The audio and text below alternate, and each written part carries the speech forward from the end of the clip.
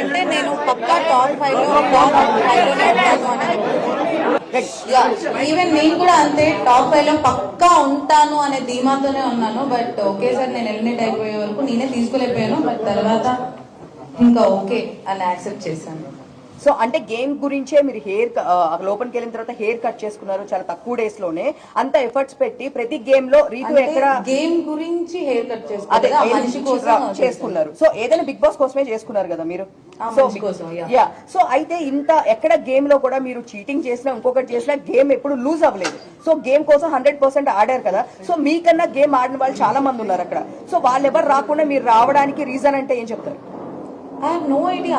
అందుకే నేను షాక్ అయ్యాను. నేను పక్కా ఉంటాననే దాంట్లోనే ఆ బాటమ్ 2 లో పెట్టినప్పుడు కూడా ఇద్దరం, నేను సంజన గారు ఉన్నప్పుడు కూడా నేను రాను అనే దాంట్లోనే నేను కాన్ఫిడెంట్ గా ఉన్నాను. సో కాన్ఫిడెన్స్ తో ఉన్నాను. సో అంటే నేను షాక్ అయిపోయాను, ఏంటి తీసుకుని అదేంటి నేను ఎందుకు అయ్యాను అనేది నాకే అర్థం కాలేదు. ఇప్పుడు వెళ్ళి చూసుకొని అసలు ఏమైంది ఏంటి అని చూసుకోవాలి. నాకు కూడా తెలియదు. అందరికీ టాక్ వస్తుంది, డిమాండ్ పోకి మీకు మధ్య ఏమి రిలేషన్ లోపల నడిచింది? We are pure best friends and he's very genuine and I have so much of comfort zone with him and he's my best friend. ఇంకా మన కాలేజ్ లో మన స్కూల్లో బెస్ట్ ఫ్రెండ్స్ ఉంటారు కదా, ఆ రేంజ్ బెస్ట్ ఫ్రెండ్. చెప్పారు జాగ్రత్తగా ఉండమ్మా, జాగ్రత్తగా ఉండు. మా మమ్మీ లోపలికి వచ్చి జాగ్రత్తగా ఉండు అదేం